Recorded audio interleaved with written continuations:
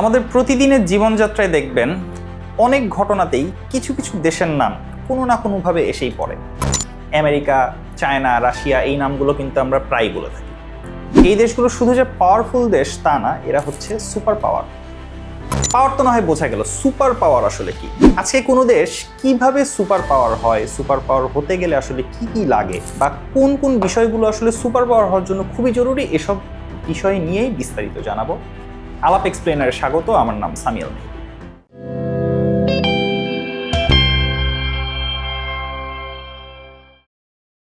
ছোটবেলায় দেখা একটা সুপার পাওয়ারের কথা বলতে পারি। তখন আমি সুপার পাওয়ার বলতে বুঝতাম ক্যাপ্টেন প্ল্যানেটের পাওয়ার। এই কার্টুনটা বিটিভিতে দেখতাম। বেশ কয়েকটা আলাদা আলাদা পাওয়ার, আর্থ, উইন্ড, ওয়াটার, ফায়ার সব কয়টা এক জায়গা করলে তারপরে সুপার পাওয়ারের অধিকারী ক্যাপ্টেন প্ল্যানেট আসেন, এবং তারপরে ক্যাপ্টেন প্ল্যানেটের সাথে যা যা করা সেগুলো তো করেই ফেলেন। যাই হোক, এরপর স্কুলে যখন আমরা একটু বড় হলাম তখন দেখলাম যে হঠাৎ করে আমাদের কয়েকজন ক্লাসমেটের অনেক পাওয়ার হয়ে গেল। তারা একটু আলাদাভাবে চলাফেরা করে, কারণ তাদের নাকি অনেক অনেক লোকজনের সাথে কানেকশন আছে। তো আমাদের মতো যাদের আসলে এ ধরনের কোনো পাওয়ার টাওয়ার ছিল না, তাদের সবসময় কিন্তু এই পাওয়ারফুল ক্লাসমেটদের থেকে একটু সাবধানে চলতে ফিরতে হতো, কারণ এরা যে কখন কি করে ফেলে, আর আমাদের তো পাওয়ারও নাই, কাজেই আমাদের তো বিপদ হয়ে যেতে পারে। এই পাওয়ারগুলো কিন্তু চট করে এসে চট করে আবার চলেও গেছে। ছোটবেলার এই গল্প বলার পেছনে একটা কারণ আছে। ধরেন তেলের দাম অনেক বেড়ে গেছে, কি শুনবেন? কারণ হচ্ছে অমুক পাওয়ারফুল দেশের সাথে তমুক দেশের গন্ডগোল।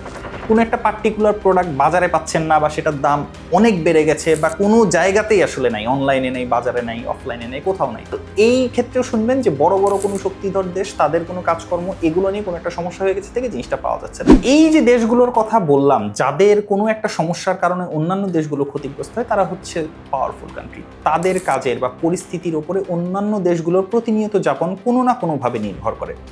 এই দেশগুলোকে সুপার পাওয়ার বা পরাশক্তি বলা যায়, এবং এদের পাওয়ারগুলো কিন্তু চট করে আসেও নি, আবার চট করে কিন্তু হাওয়া হয়ে যাবে না। মানে এইরকম না যে কোনো একদিন সকালবেলা আপনি ঘুম থেকে উঠলেন, উঠে দেখলেন ইনস্টাগ্রাম স্ক্রল করলেন, তারপরে দেখতে পেলেন যে অমুক দেশ সুপার পাওয়ার হয়ে গেছে। ব্যাপারটা একদিনে হয় না, একদিনে যায়ও না। বিষয়গুলো একটু সোজা সরলভাবে আমি তুলে ধরার চেষ্টা করছি। সুপার পাওয়ারের প্রভাবগুলো আসলে কোন ধরনের হয়ে থাকে? মনে করুন আমেরিকায় নেওয়া কোনো একটা সুদের হারের সিদ্ধান্তে বাংলাদেশে মূল্যস্ফীতি বেড়ে যাবে, চীনে তৈরি যন্ত্রাংশের সংকটে ইউরোপের গাড়ির কারখানার সমস্যা হয়ে যায়, কিংবা এই যে রাশিয়া ইউক্রেন যুদ্ধ, এইটার বিষয়ে দেখবেন যে আপনি আফ্রিকার কোনো না কোনো একটা দেশ তাদের খাদ্য সংকটে ভুগতে হচ্ছে।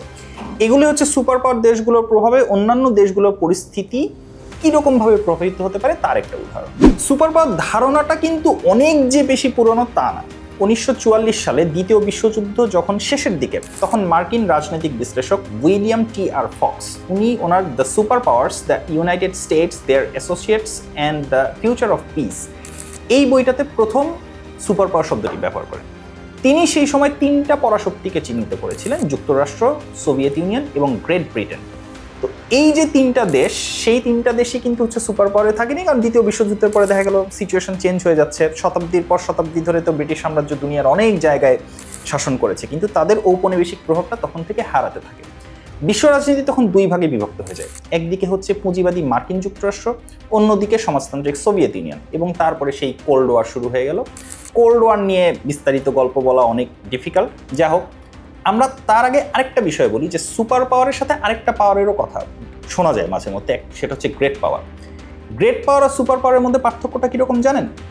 একটা গ্রেট পাওয়ার বা আঞ্চলিক শক্তি তার নিজস্ব ভূখণ্ড বা মহাদেশে প্রভাব ফেলতে পারে, কিন্তু অন্য জায়গায় তার আসলে খুব বেশি যে কিছু পাওয়ার এরকম কোনো কিছু নাই। কিন্তু সুপার পাওয়ারের ব্যাপার হচ্ছে যে পৃথিবীর যে কোনো জায়গায়, যে কোনো ভৌগোলিক বিন্দু, এনিওয়্যার, তাদের একটা আলাদা অর্থনৈতিক এবং রাজনৈতিক আধিপত্য থাকে।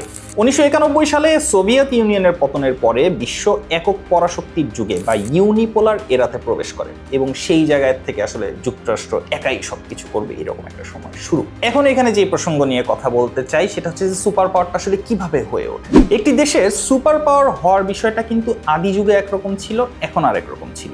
সেই প্রাচীন যুগের কথা যদি ধরেন, সেখানে দেখবেন যুদ্ধ বিগ্রহে যারা ক্ষমতাধর তারা এগিয়ে থেকেছে। তারপর সামরিক ক্ষমতা, অর্থ আর অস্ত্রের ক্ষমতা, এগুলো ছিল পরাশক্তি নির্ধারণের একটা মূল ব্যাপার আর কি। এর পাশাপাশি প্রযুক্তি উদ্ভাবন, কূটনীতিও গুরুত্বপূর্ণ। আমি এই বিষয় নিয়ে বেশ কয়েকটা আর্টিকেল ঘাটাঘাটি করলাম, যেহেতু সুপার পাওয়ার নিয়ে কিছু বলতে চাচ্ছি, কিছু ভাবতে চাচ্ছি এবং কিছু জানাতে চাচ্ছি, সেইখানে আমি মোটামুটি কয়েকটা পয়েন্ট একত্র করতে পারলাম। সুপার পাওয়ারের ক্ষেত্রে একদম প্রথমেই যে বিষয়টা খুবই গুরুত্বপূর্ণ সেটা হচ্ছে সামরিক সক্ষমতা এবং পাওয়ার প্রজেকশন। সামরিক শক্তির অর্থ কিন্তু বিশাল একটা সেনাবাহিনী আছে এইরকমই না। আসল ক্ষমতা হচ্ছে পাওয়ার প্রজেকশন বা দূরবর্তী অঞ্চলে যুদ্ধ পরিচালনা করার ক্ষমতাটা কিরকম, মানে একেবারে ফাটাকেষ্টর মতো একটা ব্যাপার, মারবো এখানে রাশ পড়বে শ্মশান, এইরকম টাইপের একটা ব্যাপার। এর মধ্যে যেমন আছে এয়ারক্রাফট ক্যারিয়ার, মানে সাগরে যেই রণতরীগুলো ভেসে থাকবে সেগুলোর কীরকম ক্ষমতা। মার্কিন যুক্তরাষ্ট্রতে এরকম বিশাল বিশাল সব রণতরী রয়েছে, আপনারা জানেন, যারা বিশ্বের যে কোনো প্রান্তে একেবারে একদিনের মধ্যে হামলা চালাতে পারে। এরপরে নিউক্লিয়ার ট্রায়াড রয়েছে, মানে এগুলো থেকে কীরকমভাবে পারমাণবিক মিসাইল ছোড়া যাবে সেটার একটা ব্যাপার। এবং তারপরে রয়েছে বৈশ্বিক সামরিক ঘাঁটি, অর্থাৎ নিজের দেশেই না, নিজের দেশের বাইরেও অন্যান্য জায়গায় তারা আসলে কীরকম সেনা ঘাঁটি স্থাপন করতে পারে সেটা। এরপরে টাকা পয়সার ব্যাপারটা তো থাকবেই। মুদ্রার আধিপত্য এবং অর্থনৈতিক প্রাধান্যটা কীরকম, সেটা হচ্ছে যে আমার কতটা টাকা পয়সা আছে সেটাই কিন্তু ব্যাপার না, আমার জিডিপিটা কীরকম এবং আমার যেই মুদ্রা সেটার আসলে বিশ্বের ওপরে ক্ষমতাটা কীরকম। রিজার্ভ কারেন্সির দিক থেকে 1944 সালের ব্রেটন উডস সম্মেলনের পর থেকে মার্কিন ডলার বিশ্ব বাণিজ্যের একদম মূল একটা কারেন্সি হয়ে ওঠে। বিশ্বের প্রায় 60% বৈদেশিক মুদ্রা রিজার্ভ ডলার এবং বৈশ্বিক বাণিজ্যের সিংহভাগ লেনদেন হয় ডলারে। এরপরে উৎপাদনের ব্যাপারটায় যদি আসেন, বিশ্ব অর্থনীতিতে চীনের আধিপত্যের কারণ হচ্ছে তাদের বিশাল ম্যানুফ্যাকচারিং হাব এবং গ্লোবাল সাপ্লাই চেনের কেন্দ্রবিন্দু হওয়া। এরপরে যেই অংশ সেখানে যদি বলতে হয় তাহলে প্রযুক্তির কথা চলে আসবে, কারণ ইতিহাস বলছে প্রযুক্তিগত বিপ্লবে যারা নেতৃত্ব দেয় তারাই কিন্তু বিশ্বটা শাসন করে। প্রথম শিল্প বিপ্লবে ব্রিটেন, দ্বিতীয় শিল্প বিপ্লবে আমেরিকা এবং জার্মানি, আর বর্তমানে কিন্তু আমরা দেখতে পাচ্ছি যে সব জায়গায় AI AI AI, microchip, quantum computing, hypersonic missile এবং মহাকাশ গবেষণায় এখন যারা এগিয়ে আছে এবং সামনের দিনেও যারা আরও এগিয়ে থাকবে, বিশ্ব কিন্তু তাদেরই নিয়ন্ত্রণে থাকবে। এরপরে যে বিষয় নিয়ে কথা বলতে হয় সেটা হচ্ছে প্রাতিষ্ঠানিক এবং কূটনৈতিক প্রভাব। আন্তর্জাতিক সংস্থা এবং নিয়ম কানুন, বিভিন্ন নীতিমালা যারা নির্ধারণ করে তারাই কিন্তু পরাশক্তি হয়ে থাকতে পারে। এখানে আপনি লক্ষ্য করুন যে জাতিসংঘের যে নিরাপত্তা পরিষদ রয়েছে এটা কিন্তু এই পরাশক্তির ক্ষেত্রে একটা গুরুত্বপূর্ণ বিষয়। দ্বিতীয় বিশ্বযুদ্ধের পরে আমরা দেখতে পাই কিছু দেশের কিন্তু ভেটো পাওয়ার রয়েছে, এদের সমর্থন ছাড়া কোনো বৈশ্বিক নীতি বা সিদ্ধান্ত নেওয়া যাবে না। এরপরে বিশ্বব্যাংক এবং IMF এর কথা চলে আসে। বৈশ্বিক আর্থিক নীতি কিভাবে পরিচালিত হবে তা কিন্তু এই সংস্থাগুলো নিয়ন্ত্রণ করে, যার প্রধান নিয়ন্ত্রক কারা নিশ্চয়ই জানেন আপনারা। এত সব পাওয়ারের পরেও কিন্তু অন্য আরেকটা পাওয়ারও রয়েছে, সেটা হচ্ছে সফট পাওয়ার বা সাংস্কৃতিক আধিপত্যের কথা যদি বলেন। এটা হচ্ছে হুকুম দিচ্ছি, যুদ্ধ করছি, এই করে ফেলবো সেই করে ফেলবো এরকম না, বরং আমার চিন্তা ভাবনা, আমার যে কালচারাল প্রোডাক্ট, আমার যে ধরনের সাহিত্য আছে, চলচ্চিত্র আছে বা বিভিন্ন গান বাজনা আছে, সেগুলো দিয়েও আমি বিশ্বের মানুষজনকে প্রভাবিত করব। এবং সেখানে খেয়াল করবেন যে পশ্চিমাদের যে প্রভাব রয়েছে, আমরা কিন্তু হলিউড বলুন বা যে OTT প্ল্যাটফর্মগুলো বলুন সেগুলো দ্বারাও কীরকমভাবে নিয়ন্ত্রিত একটু চিন্তা করলে বুঝতে পারবেন। সুপার পাওয়ার হতে হলে আসলে কি করতে হয় দেশগুলোকে সেটা তো আমরা দেখতেই পেলাম, কিন্তু সুপার পাওয়াররা আসলে আমাদেরকে কিভাবে নিয়ন্ত্রণ করে। ধরুন এই যে পরাশক্তিগুলো রয়েছে তারা কিন্তু খুব ডিরেক্টভাবে আমাদেরকে নিয়ন্ত্রণ করে তাই না, ইনডিরেক্টভাবে নিয়ন্ত্রণ করে। যেমন আর্থিক ব্যবস্থার কথা যদি ধরেন, সুইফট শব্দটার সাথে আপনাদের অনেকের পরিচয় থাকতে পারে, SWIFT, এটা বিশাল একটা লম্বা নাম, যাই হোক সেটার দিকে না যেয়ে বলি, এই সুইফট সিস্টেমটা কিন্তু মার্কিন যুক্তরাষ্ট্রের নিয়ন্ত্রণে রয়েছে। কোনো দেশ যদি যুক্তরাষ্ট্রের কথা না শোনে তাহলে কিন্তু তারা আন্তর্জাতিক ব্যাংকিং ব্যবস্থা থেকে বিচ্ছিন্ন হয়ে যেতে পারে, কারণ সুইফটটা কিন্তু খুবই গুরুত্বপূর্ণ একটা ব্যাপার ব্যাংকিং ব্যবস্থার ক্ষেত্রে। এবং তারা কিন্তু অতীতেও বিভিন্ন দেশের ক্ষেত্রে এই তাদের যেই অর্থনৈতিক যে ক্ষমতাটা আছে সেটা এরকমভাবে প্রয়োগ করেছে। এরপরে যদি আসেন সমুদ্রপথের যে নিয়ন্ত্রণ, এই ইরান, যুক্তরাষ্ট্র এবং ইসরায়েলের যে সাম্প্রতিক যুদ্ধমুখর অবস্থা, সেখানে কিন্তু আমরা হরমুজ প্রণালীর নাম প্রচুর পরিমাণে শুনেছি। এবং এছাড়াও আরও কিছু প্রণালী কিন্তু রয়েছে, মালাক্কা প্রণালী রয়েছে, সুয়েজ খাল রয়েছে, বাবেল মানদের। তো মার্কিন নৌবাহিনী যেমন আন্তর্জাতিক জলপথগুলোর নিরাপত্তা বিধানের অজুহাতে পুরো বিশ্ব বাণিজ্যের ওপরে সার্বক্ষণিক একটা নজরদারি এবং নিয়ন্ত্রণ বজায় রাখে। চীন তাদের জ্বালানি আমদানির জন্য মালাক্কা প্রণালীর উপর নির্ভরশীল। এখন আবার চীন নাকি নতুন একটা রাস্তাও তাদের জন্য তৈরি করছে, কিন্তু মূল কথা হচ্ছে যে এই জায়গাগুলো কিন্তু আসলে এই পরাশক্তিরা নিজেদের মতো করে নিয়ন্ত্রণ করার চেষ্টা করে। এরপরে চিন্তা করেন যে আমরা যে ইন্টারনেট ব্যবহার করি, সাবমেরিন ক্যাবলের কথা আমরা শুনি, এর সমস্ত কিছু কিন্তু তথ্যের আদান প্রদানের ব্যাপারটা সমুদ্রের তলদেশ দিয়ে যাওয়া সাবমেরিন ক্যাবলের মাধ্যমে হয়। এই ক্যাবল নেটওয়ার্ক এবং গুগল, মাইক্রোসফট, অ্যামাজন কিংবা মেটার মতো যে মেগা ডেটা সেন্টারগুলো রয়েছে অধিকাংশই কিন্তু আসলে আমেরিকার নিয়ন্ত্রণ।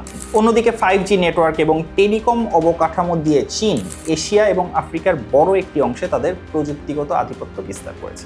এরপরে আসা যাক ঋণ নিয়ে আলাপে। চীন তাদের বিআরআই প্রকল্পের মাধ্যমে এশিয়া এবং আফ্রিকা এবং দক্ষিণ আমেরিকার উন্নয়নশীল দেশগুলোতে শত শত কোটি ডলার ঋণ দিয়েছে। যখন কোনো ছোট দেশ সেই ঋণটা নেয় সাথে সাথেই তো পরিশোধ করে দিতে পারে না, তাই না? সময় লাগে, এবং সেই সময়টা যখন বেশি হয়ে যায়, যখন তারা এই ঋণটা শোধ করতে পারে না, তখন তারা কি করে? তখন তারা যেটা করে সেটা হচ্ছে যে তাদের বন্দর বা অবকাঠামোর নিয়ন্ত্রণ নিজেদের হাতে তুলে নেয়। বিশেষজ্ঞরা একে এক ধরনের ঋণের ফাঁদের ডিপ্লোম্যাসিও বলে থাকেন। আবার অন্যদিকে আইএমএফ এবং বিশ্বব্যাংক তাদের ঋণের শর্ত হিসেবে উন্নয়নশীল যেই দেশগুলো রয়েছে তাদের যে নিজস্ব অর্থনৈতিক নীতি রয়েছে সেগুলোকেও পরিবর্তন করতে বাধ্য করে। এখন আসি আজকের এই আধুনিক বিশ্বে কোন পরাশক্তি আসলে কোন জায়গায় রয়েছে। আমেরিকাকে দিয়ে শুরু করা যাক। আমেরিকা এখনো পর্যন্ত বিশ্বের সব থেকে কম্প্রিহেন্সিভ একটা সুপার পাওয়ার, মানে সব দিকেই তাদের এক ধরনের ব্যালেন্স করা রয়েছে আর কি। তাদের জিডিপি প্রায় $30 ট্রিলিয়ন, অর্থাৎ এটা বিশ্বের মোট জিডিপির প্রায় 25%, 4 ভাগের 1 ভাগ। তাদের সামরিক বাজেট হচ্ছে আনুমানিক $1 ট্রিলিয়ন। এরপর চীনের কথায় আসি। একবিংশ শতাব্দীতে যুক্তরাষ্ট্রের একমাত্র পূর্ণাঙ্গ প্রতিদ্বন্দ্বী হচ্ছে চীন। তাদের জিডিপি হচ্ছে পিপি বা ক্রয় ক্ষমতার ভিত্তিতে ইতিমধ্যে মার্কিন যুক্তরাষ্ট্রকেও টপকে গেছে। সামরিক এবং প্রযুক্তিগত জায়গায় যদি বলি তাহলে বিশ্বের বৃহত্তম নৌবাহিনী এখন চীনের। এছাড়াও 5G, solar panel, electric vehicle এবং এআই প্রযুক্তিতেও চীন কিন্তু অগ্রগামী। যেই জিনিসটা এখনো পর্যন্ত দুনিয়ার কোথাও হয় নাই, গিয়ে দেখবেন চীন অলরেডি সেটা করে বসেছে। এর সাথে থাকবে রাশিয়ার কথা। রাশিয়াকে সামরিক এবং জ্বালানি পরাশক্তি বলা হলেও অর্থনৈতিকভাবে তারা একক পরাশক্তি নয়। শক্তিমত্তার দিক থেকে তারা বিশ্বের সর্ববৃহৎ পারমাণবিক অস্ত্রের ভান্ডার এবং ইউরোপ এবং এশিয়াতে বিশাল প্রাকৃতিক গ্যাস এবং তেলের মজুদ নিয়ে বসে রয়েছে। ভবিষ্যতের বিশ্ব কি আসলে একক কোনো পরাশক্তির অধীনেই থাকবে, নাকি ক্ষমতার কেন্দ্রবিন্দু অনেক বদলে যাচ্ছে? নতুন নতুন অনেক দেশ কি আসলে সুপার পাওয়ার হয়ে উঠবে কিনা? আন্তর্জাতিক বিশ্লেষকদের মতে বিশ্ব একটি মাল্টিপোলার ওয়ার্ল্ড বা বহু মেরু বিশ্ব ব্যবস্থার দিকে ধাবিত হচ্ছে। আগামী 20 থেকে 30 বছরে ক্ষমতার লড়াইয়ে ভারতের নামও চলে আসছে। আবার ইউরোপিয়ান ইউনিয়নের দেশগুলো যদি কোনোভাবে একত্র হয়ে যায় তাহলে কিন্তু তাদের অর্থনীতিটাও কেউ টেক্কা দিতে পারবে না। ব্রাজিল, রাশিয়া, ভারত, চীন, দক্ষিণ আফ্রিকা এই দেশগুলো বিশ্ব অর্থনীতিতে ডলারের একচ্ছত্র আধিপত্য কমাতে নিজস্ব মুদ্রায় লেনদেনের উপরে জোর দিচ্ছে। এটি যদি সফল হয়ে যায় তাহলে কিন্তু আমেরিকার অর্থনৈতিক সুপার পাওয়ারের মূল স্তম্ভটিও নড়ে উঠতে পারে। ইতিহাস পর্যালোচনা করলে অবশ্যই বলতে হবে যে কোনো পরাশক্তি কিন্তু চিরস্থায়ী নয়। একসময় রোমান সাম্রাজ্য বিশ্ব শাসন করেছিল, তারপর এলো স্পেনীয় এবং ব্রিটিশ সাম্রাজ্য। দ্বিতীয় বিশ্বযুদ্ধের পর সোভিয়েত ইউনিয়ন এবং আমেরিকার লড়াই বিশ্ব দেখলো অনেক লড়াই। এর মধ্যে কিউবান মিসাইল ক্রাইসিসের কথাটা আমি আলাদা করে বলতে চাইছিলাম, কিন্তু আজকে অতটা সময় হবে না। যাই হোক, ভবিষ্যতে সৈন্য সামন্ত, অস্ত্র, টাকা পয়সা, ডিপ্লোমেসি ইত্যাদি বা এআই, আরও অভিনব কোনো টেকনোলজি বলেন, এই দেশগুলো কিন্তু আসলে বিভিন্ন পরিবর্তনের মধ্যে দিয়ে গেছে। এখন কোন দেশগুলো এই সুপার পাওয়ার হওয়ার ক্ষেত্রে নতুন প্রতিযোগিতায় চলে আসবে, নাকি এই মুহূর্তে যারা আসলে সুপার পাওয়ার হিসেবে আছে তারাই থাকবে, নাকি সুপার পাওয়ারের ব্যাপারটাই একটা সময় ভিন্ন রকম কোনো একটা ধারণায় চলে যাবে, সেটা সময় বলে দেবে।